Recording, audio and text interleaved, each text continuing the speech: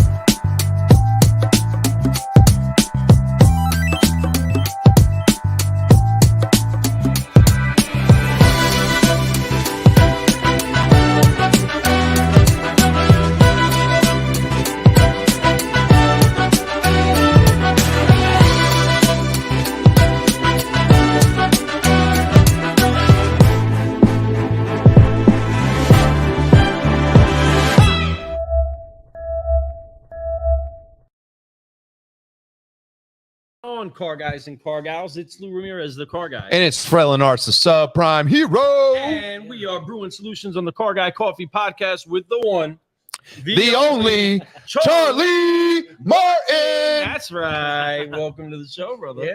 Thanks, Going guys. on, my Thanks. friend, And man. this We is appreciate another local Kentuckian over here. We got some. I love that, man. Breads on the show today. I do. Yeah. Thoroughbreds for days up in here. But, you know, I tell you what they say. There's something in this water that produces a lot of great people in this industry. I've known so many people come out of the state that have gone out and done amazing things. To start with, let's talk about David Kain, That's right? right. He's another Kentuckian that's out there doing major things, hosting this event and bringing so many people, vendors, dealers, friends, and family to this event, man. And it's special. This isn't the biggest event, but I'll tell you, it's got the biggest amount of energy and love that I've seen in a long time. No doubt. No doubt. How have you been feeling about this event since you've been here? This is your second time here? Or? Yeah. Second time. I love it. You know, being on the sales team for a vendor in automotive, you don't always get to enjoy the collaboration that you get to see at this event.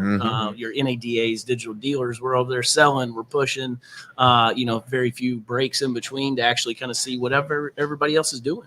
And I think the biggest thing about this event is, the old saying, high tides rise all boats. And that's exactly what David does here. Hey, yes, sir. so true. Man, great words, Charlie. I tell you, that's a special place. You know, once again, he's from Kentucky. Yeah. I love it. You can't hear it on him, though. You can't hear it. No, you can't tell Definitely. with any accent. Yeah. No, I'm just kidding. But seriously, it is Get a couple awesome. bourbons in me. I guarantee you. It Mine, gets a little thicker, yeah. mine does too. I hear you. I think I don't know. Do I get a little bit of twang when I get a couple of bourbons? You got a twang already, whether We you can know it or not. experiment. As New York as you sound, you got twang in you, It buddy. is a little bit. We'll Unless rip like, off on you. yeah, it definitely has. But no, love it here in Kentucky, and it is an incredible Kentucky day out here. And there's so much that's blooming, not just outside with nature, everybody, but right here at this Kain event. And there's so much that's happening technology-wise. There's inspiration. Like you walk around, look around, see the genuine happy on people's faces. There's a hopeful feeling that's in the air, especially being here, where people are finding new connections, new people. There's a whole lot of dealers brewing in this area. There's a lot of dealers. Absolutely. There's a lot of people in here that are trying to continue to evolve. What is it that you have seen that you've been able to actually been able to pick up, and what you're going to be taking with you as you go forward and get ready for other events throughout the year? I think one of the big pushes is video. Yes. Everybody is Such a good call on that. Chatting about video, whether it's your CRM talking to your customers, whether it's highlighting your vehicles, whether it's highlighting your staff. To me, it's one of the most underutilized things in our industry. We know we can get somebody to watch 10, 15, 30-second video. We can't get them to read a paragraph sometimes. So, Charlie, you're right on the money on this that. is the video of somebody reading it to them. Yeah. With all the digital marketing that I do, there's all these different assets that we typically use are just standard ads. You put a video in there, you got that authentic, genuine connection that you can relate to, and people will make a decision. They'll keep you and your business top of mind. So if they're not in market now, when they decide to be, they'll remember you. So that's it, man. Just that, and then the first party data conversation has been going on for a while now, and I think it's great to see all these companies that actually are working together to utilize all this information to help everybody out. Because when I started in retail 10-15 years ago, you just didn't see collaboration, especially among vendors. So true. So especially in the car business. No, man, and I'm glad to see that it's happening more and more. I think that it needs to happen. In automotive, it definitely was non-existent for a long time. You're starting to see a flow of it more. We're seeing so many different businesses team up together to be able to produce a better product for the clients. That is the future. We were so far against it. I think that's why automotive was so behind in digital and all these other things for so long, and still are a little bit, right? But it's because we were so resistant on people collabing. Now that we're starting to see collaboration, we're starting to see rehabilitation in our industry. We're starting to see growth in our industry. I think that's a massive part of it, and I love that you're talking about that right now, Charlie. Seriously, that's a great topic. That's huge, and especially because you're at a spot where you're starting to see a lot of opportunity for you to make connections with people. What kind of connections have you been able to start to either carve out, plan out, or maybe just at least see towards the future that you're going to be able to have just by being at an event like this? For me, I always like to bring value to my dealers, even if I'm out prospecting and cold calling. If I walk into a dealer, I'm going to have something. There's a mistake on your website. You missed this. Your Facebook page isn't verified. Whatever it is, I want to leave them with something. And with an event like this, I can come and see this different technology, these different vendors, and these people that are so passionate about the industry, and say, hey, my company doesn't do this, but I see a real need for your company to use this vendor or this technology. And like I said, I want to collaborate because I have a true passion for my dealers. I want them to be successful because their success is my success. I love that. Yep. And if I can, partner them up with some great connection I made here at Kain and say, hey, this is going to change the game for your dealership. It's going to amplify what my company's already doing. Let's do it. So I think that's one of the biggest things that I'd love to be able to take away from this and apply immediately to my clients. And that definitely just shows the quality of person that you are to work with, right? That if you're able to make the suggestion for something that monetarily may not bless you at all, may not open the door for you at all, but because of the passion that you have to see the people that you're connected to, the dealers, actually succeed, actually progress, that's what brings you that fulfillment, whether it pays you or not, right? And that's huge.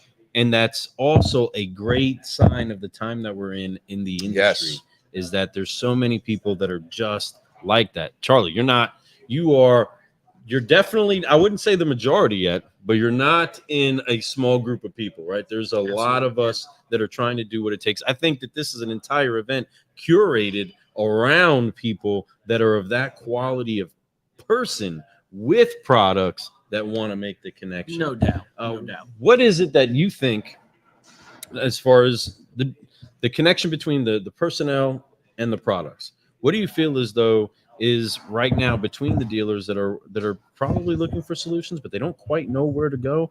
What do you feel as though is the major hang up on any of the dealers that haven't yet really reached out to get help technologically?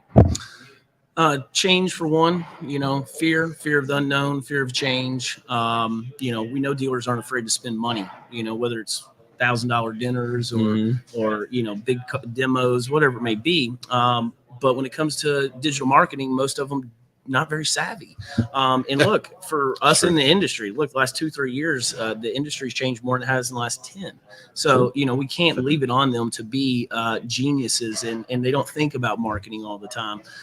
So for me, it's educating them, what's available, what this actually does, how this can help you provide an actual solution to their problems, and make them realize that, the world's moved on from traditional media.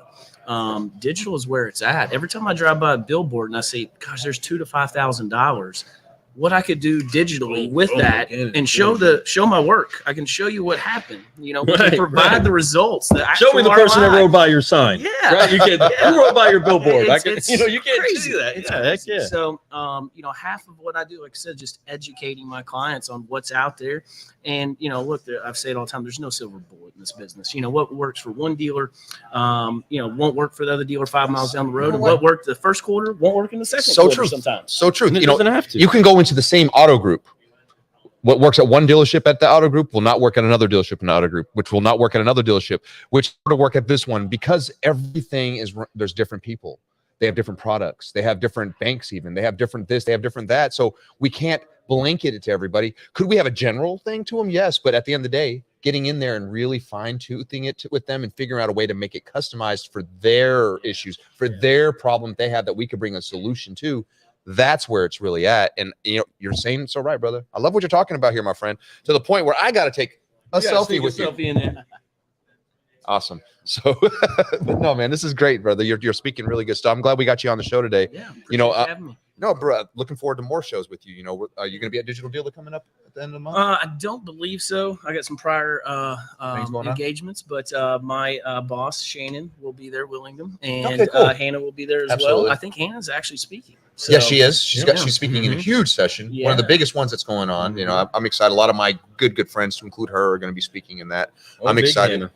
Yeah, Big Hannah. yeah. She's so just tall. And, Yeah. No, but she does have a big presence. The thing is, no doubt such a about little lady, Without such a big doubt. presence, but a big heart, but also so forward thinking. And that's what I think is so big about where it is that you all right now are, is that it is about being prepped and ready for whatever evolution comes, whatever switch has to come into the market, whatever change up is going to occur, because they're going to come. Sure. Right, curveballs are going to keep getting thrown at us. Industry is no. going to be ever changing, and we have to be ever evolving.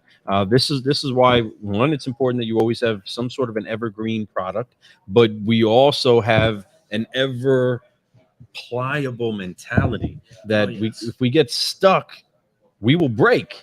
But if we don't get stuck, we keep moving, we keep shifting, we keep collaborating with other people, keep meeting other people, and keep doing exactly what you're saying, getting educated. Learning, don't stop learning how to advance yourself. I think we're going to be in a way better spot. Now, for people that want your services or want to know more about what it is that you do, remember, here at this place, there's limited time that you get with the vendors. That's right. He does a great job of corralling everybody in so that vendors get their time, but you do have your no pitch zones, right? And your no pitch times. Well, this is Pitch City. This section right here of this event is Pitch City. So you can lay it out there, brother. Let the whole world know what solutions you're really brewing for the industry. Yes, please. What to look forward to. Smack your pitch up. Yeah. Please. So myself, I came from retail automotive. So I've been in the position that a lot of my dealers and prospective clients have been in. I even in 2021, I got laid off. I went back into a dealership as a desk manager. So I got to see everything that happened as recently now. And now with L2T for the last couple of years on the digital side, we're full suite. We do everything from your search engine marketing, SEO, Amazon, OTT, and display and video. I like to say most of the digital marketing companies kind of have the same tools in the toolbox. The way you build out these tools, whether it's a smart bidding for your PPC, whether it's a Performance Max campaign or responsive display creative, the way that a company goes about doing these products is the most important part, because like I said, we can all use a hammer or we can all run PPC ads, but it's the way that you go about it and the way that you do it and the attention to detail that matters. And for me, I sell myself as much as anything, because when I sign up a client, I don't just leave. I'm there the whole time. I'm changing with the market. I'm saying, hey, we worked with this tactic, it worked really good. Season's changing. The market's changing. You got less of this inventory, less of that. Let's move on to this. Let's try that. And then bridge that gap. That's probably the number one thing I see is you have these digital strategies and tactics, but they don't always align with inventory, dealership vision, the goals. And that's what I want to do. I want to speak car guy to my tech nerds in the back that are building the campaigns and they're doing all the stuff because they don't understand what's going on in the dealership unless they've spent time there. And I try to keep my feet, in the dealerships as much as I can. So many friends in the industry. I'm always trying to find out what's working for you, what's not working. And, that's what I like to bring to the game. And like I say, I'm just a pretty face that can get into the weeds a little bit, but I got all the smart team people around. I love it. On the ad ops teams and creative teams that really put in the work to make these campaigns run as efficiently as that's possible. because you know how to build relationships. And I want I want to point that out one more time. What he said a few moments ago. Before he said this a few moments ago, he talked about he comes from the dealership world. Lou and I, we both do too. 20 years, 40 years combined in dealerships, just about. But being able to come out of that world into this world, we do speak that language. We do know where they're feeling. That's why I believe what you said later, what you said a moment ago, you said that you like to put your feet there. You like to be there. You like to know. You like to always be adaptable. You're not going to forget about it. You're not going to set it and forget it. You're going to go in and make sure that they're constantly doing. That's what we want. That's because because you were there. When somebody gives you a product, they sell you so great, and then they disappear. And then everything that you need fixes, or all the promises they make, they never follow up with. But even if something happens, because like you said, every dealership is so different, even if we have a solution, it may not work exactly the way we all planned it. But if I'm there and I'm involved, I'll catch it before it gets too crazy, before they gave up on it, where I can make the adjustment, throw the Hail Mary, throw the audible, I should say, right? And be able to make that change so that they can see that not only did they do the right product, but we made the adjustments, we were adaptable, and we were consistent with what we were doing. And we're going to make sure that we love you, and we love your business, and we want your business to be as successful, if not more successful than our own. So let's make that happen. That's a great way to honor everybody that's inside of the circle. I love that. Especially when noticing that anything to work, it's going to take a little bit of money.